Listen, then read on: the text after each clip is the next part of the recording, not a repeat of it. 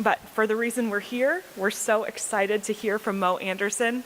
It was earlier this week, actually, that Scott Sheldon asked me to introduce Mo. And Scott Sheldon is someone that when he gives you an opportunity, you rise to the occasion. So I really didn't know too much about Mo. I didn't know too much about her history. So I decided, all right, well, I'm gonna read A Joy-Filled Life, and I'm gonna learn everything I can about Mo so that I'm the expert when I get up on stage. Well, then the spring market happened this week, and I didn't get a chance to finish the book. But for as far as I did get in, I've just learned some wonderful things about your life, and especially Mo had some very special dreams as a child, as we all did, and God fulfilled every one of them. And they might seem like simple dreams like having a beautiful wedding, and God, found that perfect mate for you, and you've had a wonderful marriage, and you also had a dream to be a music teacher. And every time that you thought, a door was closing, God opened a window, and he made it happen. And then you also had a dream, as a lot of us do in real estate, to own this grand, beautiful home, and it happened. It happened a little bit later in life, recently, within the last 10 years, but it happened. And what I think is so great is, we have these dreams for our lives, and sometimes they may seem simple, but God has something so much bigger planned, and he did so much more through your life.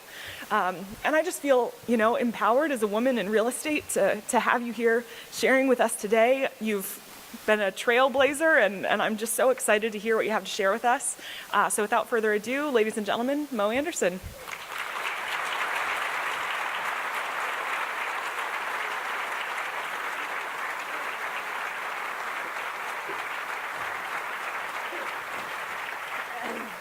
I am so excited to be here. I thank you for the invitation. I am thrilled to death to get to be at this prayer breakfast.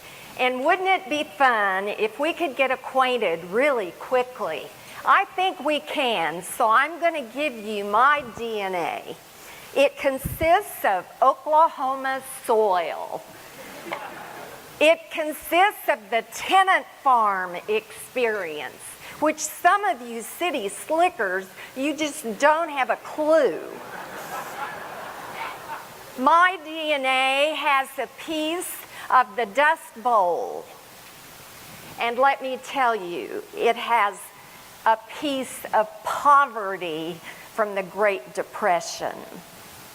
Well, you say the Great Depression happened long ago. Yes. I grew up on tenant farms in the late 30s and 40s. And just to save you doing the math, I will be 80 years old in May.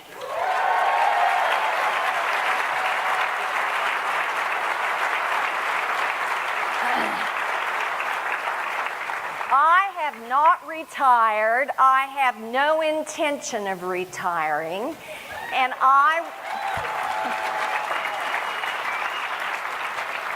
I'm going to be a role model for our entire industry, including our vendors and our service people, that you do not quit when you turn 65. I had 3 favorite uncles. Every one of them died within 2 years of retirement, and I grew up thinking that retirement kills you. But I do remember my tenant farm days. I remember the tractor that I drove, the very first tractor that I drove.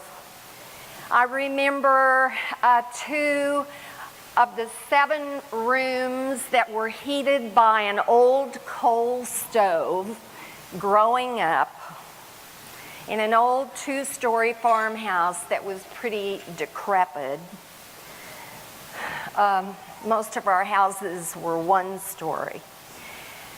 All right, this is a big one for you city people, but I remember the outdoor John and the excitement of an indoor John when I was a sophomore in high school. Wow, was that cool.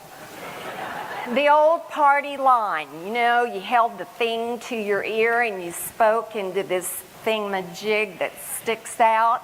The party line where everyone listened in.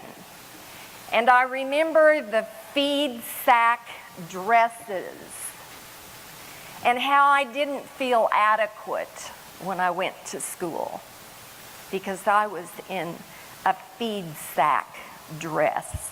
And how I felt I didn't measure up because I was in a feed sack dress. But oh, I enjoyed going to the feed stores so I could choose the next sack. I remember bottle feeding lambs and calves in the wintertime when the mothers would not accept their baby. But my favorite place on the farm was the brooder house with those little yellow fluffy chickens, how precious they were.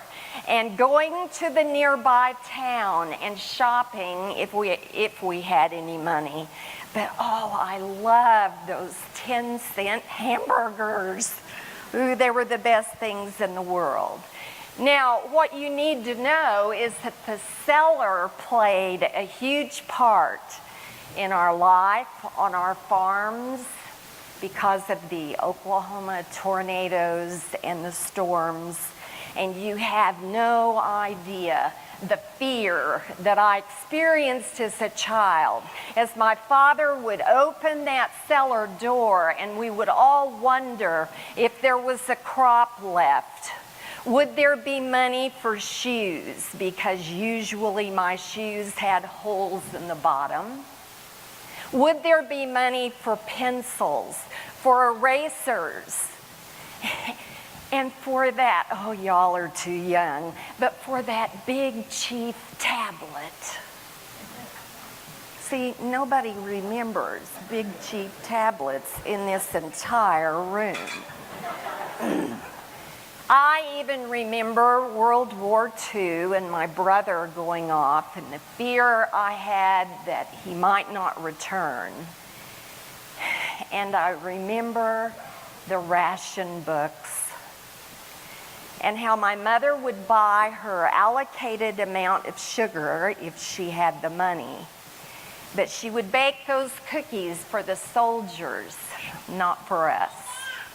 And we would give the soldiers through the train window those cookies. Now, I want to tell you that I came from what I call generational poverty. And generation after generation after generation. And I want you to know that when you are a child of generational poverty, there comes with it a lot of fear and a lot of garbage and a lot of feelings of inferiority, like I don't measure up. And although I'm nearly 80 years old, I still wrestle and I still battle with some of those fears and some of those thoughts. And I am so grateful that God chose real estate for me to break the bondage of generational poverty. Because, folks, I am no longer poor.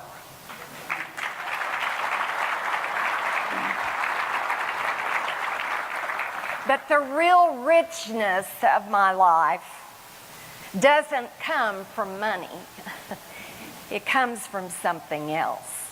Because you see, it isn't about the money. It's about what the money can do. So, I go from a poor tenant farmer's daughter to a public school music teacher to real estate entrepreneur. And I became the co-owner of Keller Williams Realty International and the first CEO. And all of this happened to me at the age of 57. Thank you very much.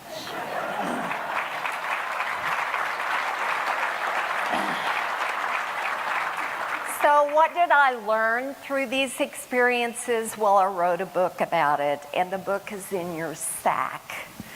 So read it when you go home. And I learned a lot of things, but I only want to share 3 of them with you today. I want to tell you what I learned about dreaming, and she's already mentioned that. And I want to tell you how I learned the importance of standards. And then I want to tell you that I learned about faith. So let's go. One of my favorite books is called The Dream Giver. It's just a little book. It doesn't take long at all to read, and every child and every grandchild of people in this room need to read that book. In the book, he says, do you believe every person on earth was born with a dream for his or her life? No matter where I travel in the world, I have yet to find a person who did not have a dream. They may not be able to describe it. They may have forgotten it. They may no longer believe in it, but let me tell you, it's there. I call this universal and this powerful longing a big dream, like the genetic code that describes your unique passions and abilities. Your big dream has been woven into your being from birth, and you have it for a reason, and it's to draw you toward the kind of life you were born to love. Now, Wilkinson, I believe, is telling us that God created each one of us with a dream in our DNA. So the question is, what is your big dream? What is the big dream of your spouse? What is the big dream of your children? Your grandchildren? Do you know their big dream? Do you know where your children and grandchildren and maybe spouse, where they go to dream? Is it the sandbox for the kids? Is it the tree house for the kids? Is it the pillow at night? Where do they dream? Well, growing up for me, it was the pasture lane. Because at the age of 6, my responsibility was to bring in the livestock at night. And my most often dream was to become a public school music teacher. And that led me to the University of Oklahoma, the only kid in my family for generations that went to college and got a degree.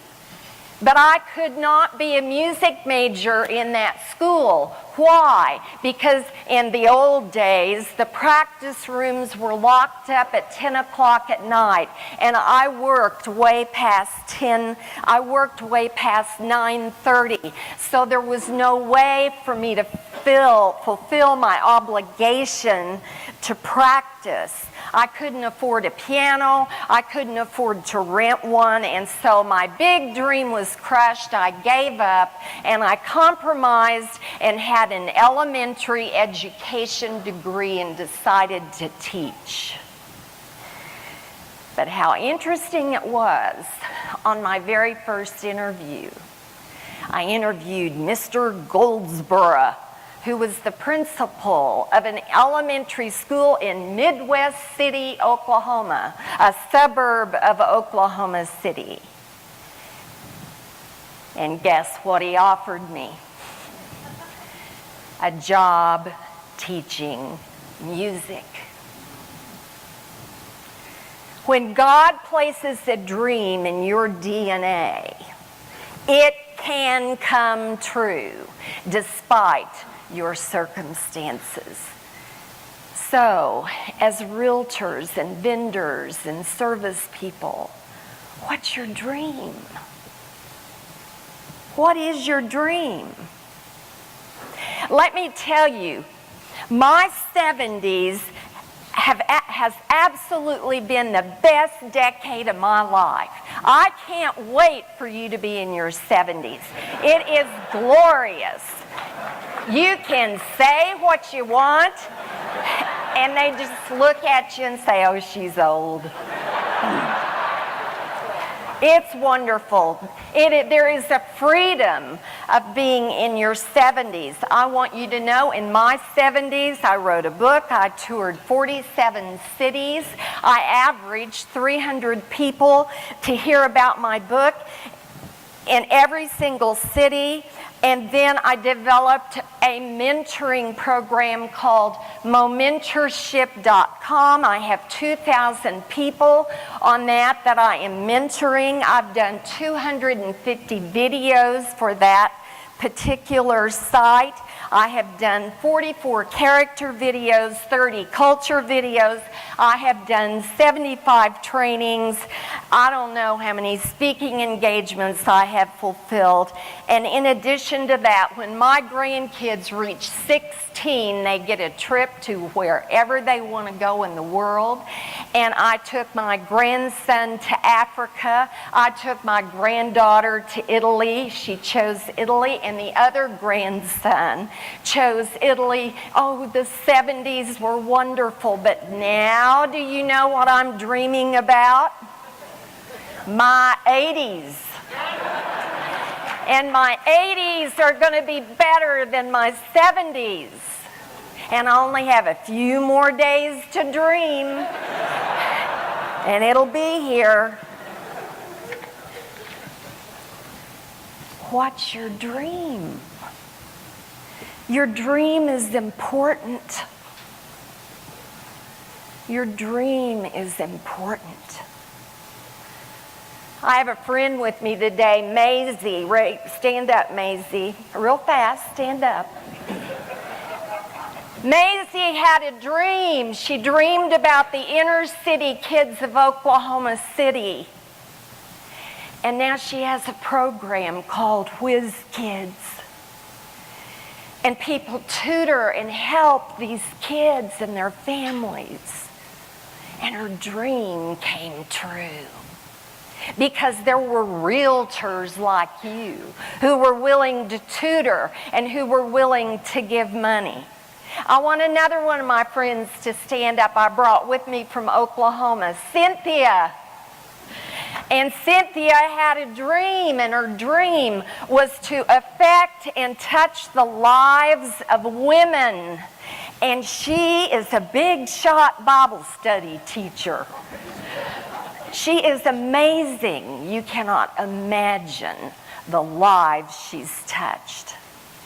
And then there's little bitty, teeny tiny Christiana. Stand up. They won't know you're standing, but stand up.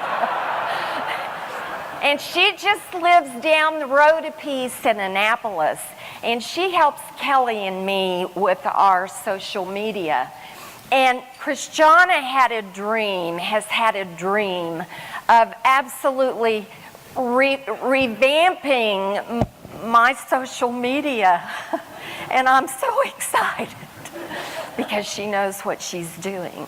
And then let's take a look at little Haley Jones. She's here in the D.C. area, and her dream was to absolutely touch the lives of college-age students.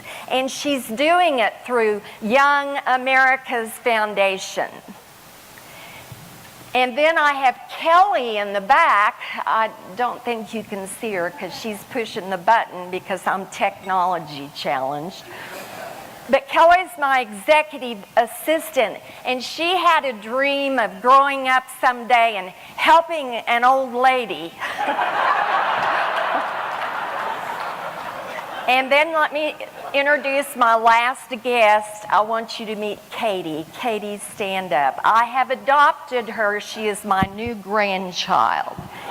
Katie is with Fox News, and you need to watch it because she is beautiful on that TV.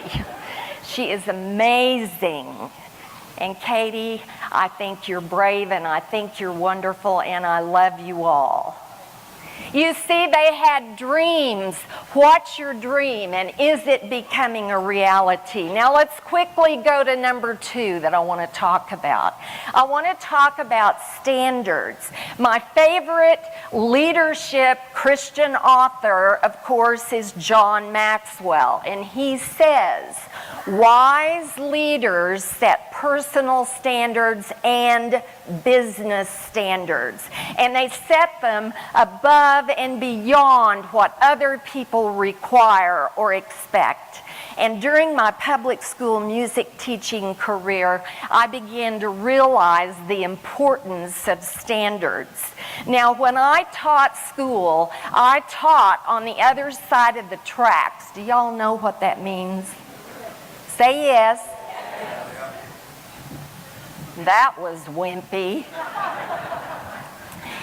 And I wouldn't give those kids 1 inch of slack because I knew all about being poor, and I wanted those kids to learn what it felt like to do something really well and just feel that feeling you have when you know you've given your very, very best. And so I held these kids to a very high standard. I expected them to sing on tune. Duh.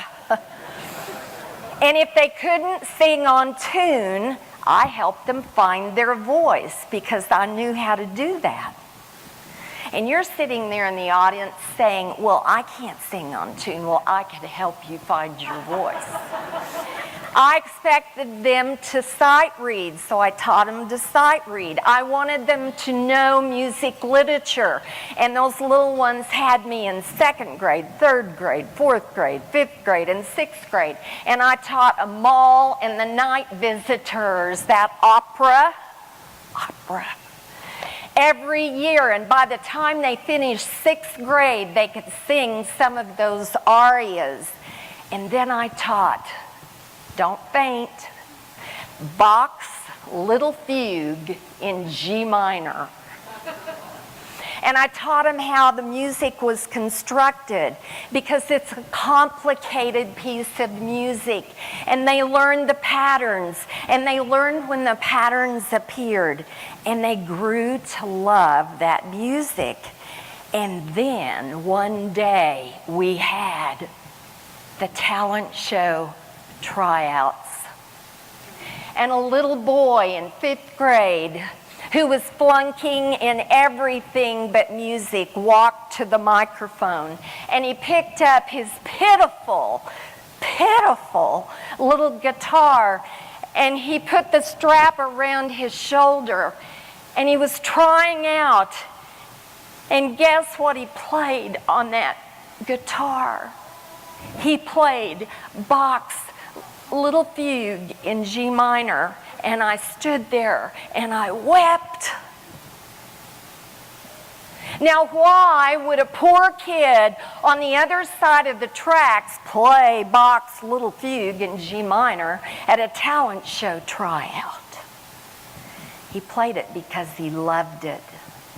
He played it because the standards created a desire in his heart to succeed, and he rose up to meet the challenge.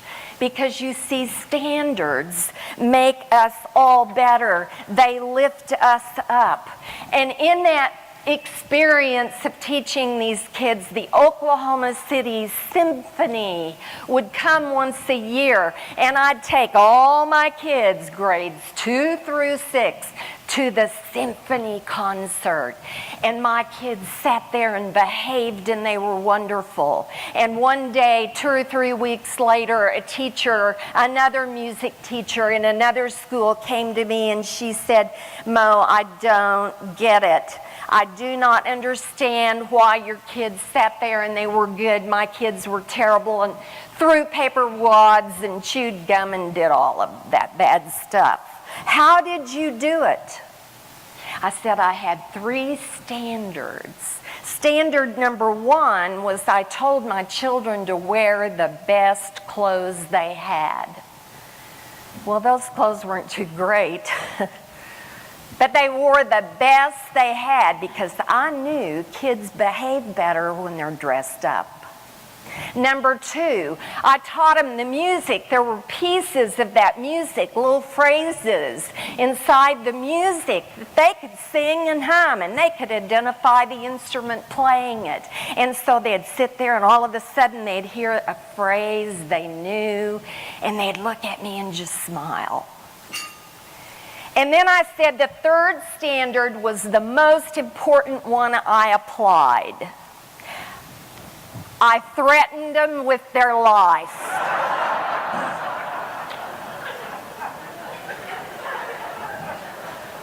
Now, I'd be put in jail for that today. When we had our first real estate office in Edmond, America, a little town on the north side of Oklahoma City, I realized I needed to examine my personal standards because as a business owner, I discovered people were watching me, and a lot of those people I didn't know, but they knew who I was. Just like a whole lot of people are watching you, and you don't know them, but they know who you are. And so I can remember as clear as day, I set my first personal standard, and it was appearance matters. And my standard was, don't laugh, I quit wearing shorts in public. And you all better be real thankful I did that.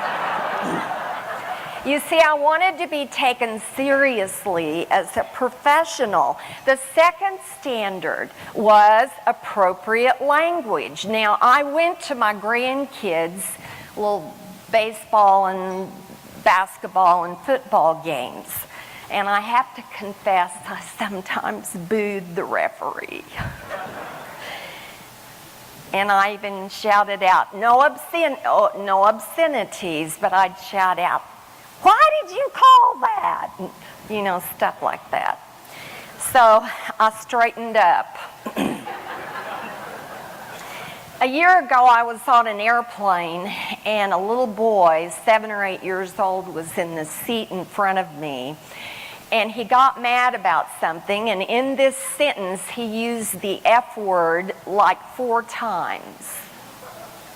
Well, I don't care what the outside culture says. It is inappropriate. I don't care what happens in the district.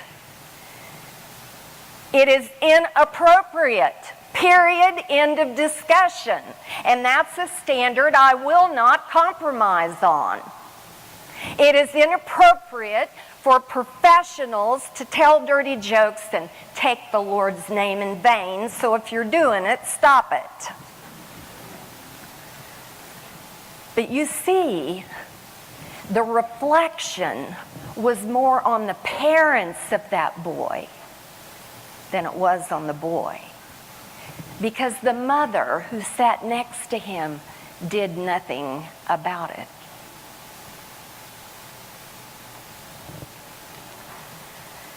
A third standard I adopted. I do not drink in public. I probably have 4 glasses of wine a year. I'm kind of not a drinker. Every family in this room has been affected either directly or in the extended family by drugs and alcohol, because it has now become an epidemic in our country. And I want to tell you, I don't ever want to cause someone to fall off the wagon and go back to drinking because they saw little Miss Clean Mo, take a glass of wine. I don't want that to happen, so I just don't do it. I'm not saying you should choose my standard. But I'm telling you, I should choose this standard because we each have a personal responsibility to those we lead. Well, the fourth standard, behavior matters. Now, I just want to tell you what this means by sharing a story. I was in the Austin airport because that's where the headquarters is for our company, and I might as well tell you all about me. I have 2 fake knees, 2 artificial knees, and then I have this thing around my middle. It's called fat. And so before they had the big round thing you walk through to get screened, they patted me down every single time. And I didn't really mind being patted down, but what I really didn't like was having to take my jacket off. Now, guys, you're not going to get this, and it's okay, but girls, you're going to understand a whole lot. You see, when they take your jacket off, then you have to go like this. Well, I have this stuff that hangs down. It's kind of like standing there and, you almost have wings. And I had just had it that day. I had traveled a lot. I was sick and tired of the TSA people saying so nicely, "Take off your jacket." And that day, he said that, just like that. And so in my mind, I started planning my speech. And man, it was coming. And I thought, the minute I get this jacket back on, I've just had it with the TSA. They just love feeling this around the middle. And they love patting those kind of chunky legs. And I had just had it. Have you ever been at a point in your life when you've just had it? Please say yes. Yes. Say it again. Yes. And so I get through, they finish patting me, I get through, and I'm looking over there at this big long line of people waiting to come through security. And this little voice says, have you ever kind of heard a little voice? Huh? Okay. And this little voice said, "See all those people over there, Mo?" "Yes, I see it. See them." "Well, and you're going to mouth off and you're practicing your speech. What if there's a Keller Williams person in that line?" "I don't care." And so I'm having this conversation in my head with this little voice. "No, I'm not crazy. I'm just like you." And so I put my jacket on, and as I'm putting my jacket on, there is a tap on my shoulder. And a young man looks at me and he said, "Mo Anderson, I've wanted to meet you for years. I'm so excited." Kelly bragged on me because she said, "Oh, Mo, you have great discipline you kept from giving your speech." I said, "Oh, honey, no, it was not discipline. It was a tap on the shoulder."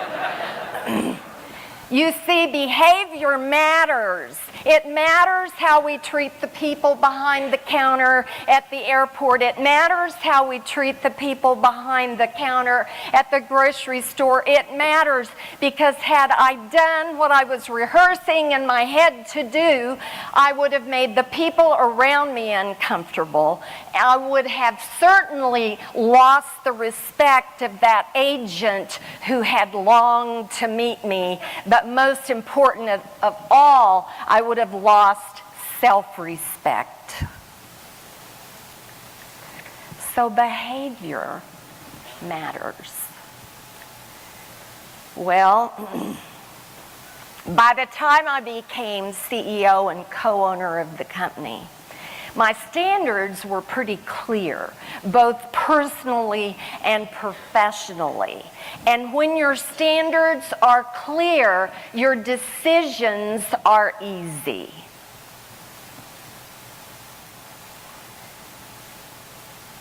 Can you articulate your standards? Are you able to communicate to your children and your grandchildren your personal standards as well as your business standards? I hope so. The third thing I wanted to share with you is I learned about faith. Country church was the focal point in our lives, but you know, I did go off to college, and in my sophomore year, I had a class called Religion and Science and Philosophic Perspective. Doesn't that sound great? It was an easy A. If you wrote a paper, you got an automatic A. So, of course, I took the class. On the first day of the class, the professor walked in and he said, "How many of you are traditional Christians?" And almost every single person out of 86 raised their hand. And so he spent the entire semester teaching us about the apparent contradictions of Scripture, how the Bible was invalid, and he concluded that the Bible was a myth, that it was simply mythology. Now, I'm a kid from the farm, and I see this professor. He had a PhD in mathematics, he had a PhD in physics, and he had a PhD in philosophy. And I'm telling you, I thought he was the smartest man I had ever met in my life. On the last day of the class, he came in and said, "How many of you are still Christians?" 3 hands went up out of 86. I chose to reject what I had been taught as a child, and I became an agnostic. Isn't it interesting that I'd been steeped in the teachings of the smartest man who ever lived on the face of the earth, and that is Jesus Christ of Nazareth. And I chose to believe a man who looked smart, who spoke smart, all because he had 3 measly pieces of paper that had PhD on them. I realize now the guy didn't even have common sense. Vince Vitale, who is an apologist, for those of you who do not know what an apologist is, it is a person who defends their faith.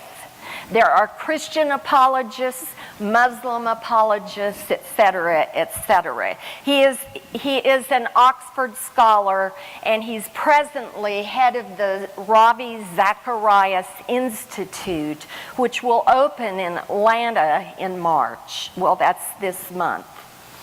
And he did research as part of his Oxford University study, and here's what he shared with us recently. 70% of all youth who are raised in a Christian home will leave the church between the age of 18 and 23 years old. 70%. 70%! That's a whole bunch. And I realize now that I was vulnerable in college because I did not know why I believed what I believed. But thankfully, I had praying parents.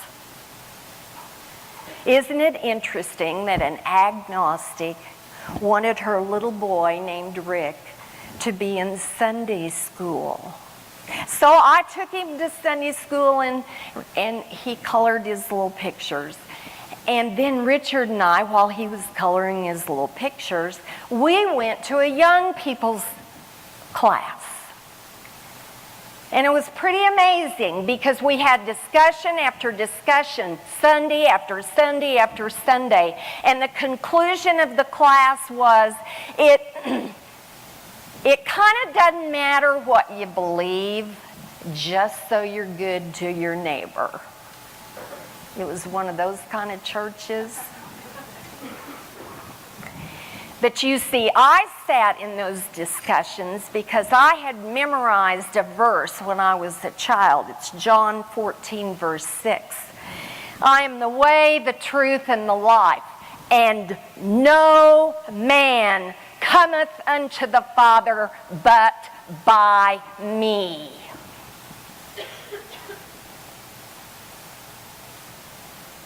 No man cometh unto the Father but by me, Jesus said.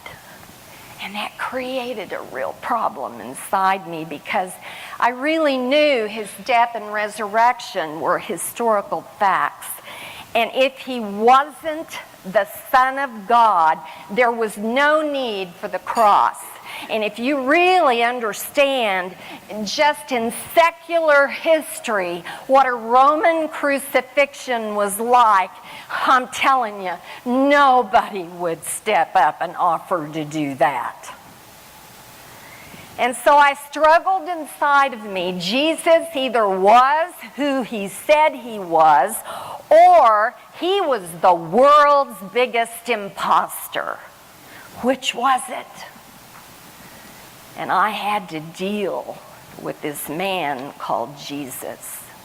One Sunday afternoon, after one of those Sunday school classes, I read the paper, and in the paper was an advertisement, and it said, Basic Class in Christianity. I called them up to see if they had room for 2 more, and they did. You finally got it. Thank you. And on the first night of the class, the pastor held up the Bible, and he said, this is a book. It looks like it's one book, but it's really 2 books. The first part of the book is called the Old Testament. And this is an account of a nation. And this nation was founded and nurtured of God to bring Jesus into the world. And then the other part of the book is called the New Testament. And it's an account of a man named Jesus who died on the cross. And when he died on the cross, this amazing exchange took place. God caused all the evil that was due by justice to the human race. He caused it to fall on Jesus. So that in return, by faith, the one who repents and believes could receive all the good that was due by justice to Jesus because he was perfect. Now, to put it simply means Jesus took the evil so that we could have the good. And inside it all clicked. And I knew Jesus was who he said he was, and I knew that I knew that I knew that I knew. What are your dreams? What are your standards? And are they both driven by your faith? I am so proud of you because you chose real estate as your career, or you chose a side business that supports real estate as your career, because it's one of the true last entrepreneurial industries left in this country. You don't expect to be given something. You know you must make a listing and a sale to generate income, and you expect to work for your income. What a concept! But let me tell you something, people in the District of Columbia. You are a people of destiny, and you don't know it. You are a called people, and you are a special, special, special people, and here's why. Because you're either doing real estate or supporting real estate in the epicenter of the world, in the greatest, most powerful country in the world. And the entire world wants to see somebody who expresses unity and shows Christ's hospitality, who will love each other no matter what their color is, who will care about each other no matter what country we come from. They're looking, they're waiting, they're watching. Communities don't do that because there's still riots and there are still protests and there are still conflicts between certain groups. And some people look to the government to role model that, and believe me, they can't. You are in the epicenter. The world is falling apart as we speak.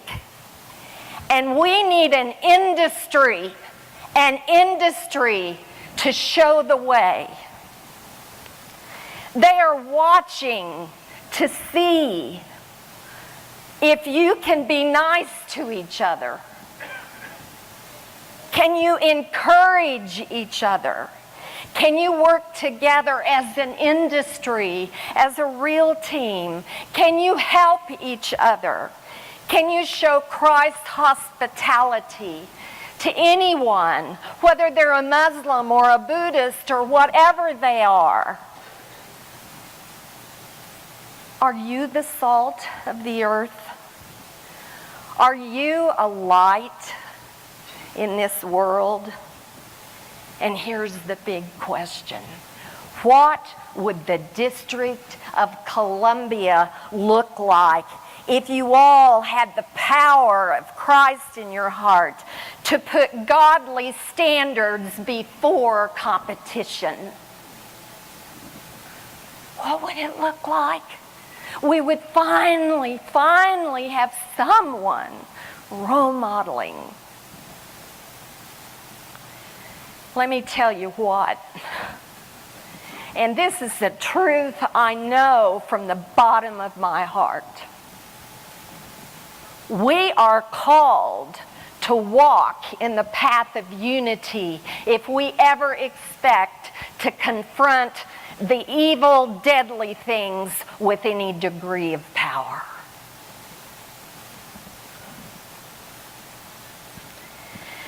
Do you really know who you are? Do you really know where you're going? I'm nearly 80. I don't know how many years I have left, but I can tell you one thing. Those years have sped by like a streak of lightning. And I want to tell you, in the end, all that counts for eternity is your relationship with the man from Nazareth and the degree to which you invest in the life of another person. Do you know how special you are because you live in this place? Do you begin to understand how much God loves you? Oh, I want you to get a vision of how He wants you to role model unity as an industry. How you can lock arms and show the world how it's done. Let us pray. Heavenly Father, I just pray that every person in this room will sense your presence and will understand that if they have Christ in their life, they have the actual power inside them that resurrected Jesus from the dead. Lord, this special group of people that you have called here this morning have a special destiny, and it begins today. And so forgive us because we were rude yesterday to another realtor or service provider. Forgive us for the times we're irritated because we have so many calls to return. Forgive us for being ugly because somebody brought us a contract with mistakes in it. Let us experience your love to the degree that we can show the hospitality of Jesus. Lord, I ask you to bless these people in this room. I ask that you prosper these people in this room. And I ask that all the money they make, you tell them and show them where and how to spend it because it's yours. We don't take it with us. Make these people guardians of tons of money so they can make a difference in the lives of people in the inner city or wherever. Lord, I pray there will be a joy in being in this business. And Lord, I pray that they will experience a joy-filled life in spite of their circumstances. So bless them.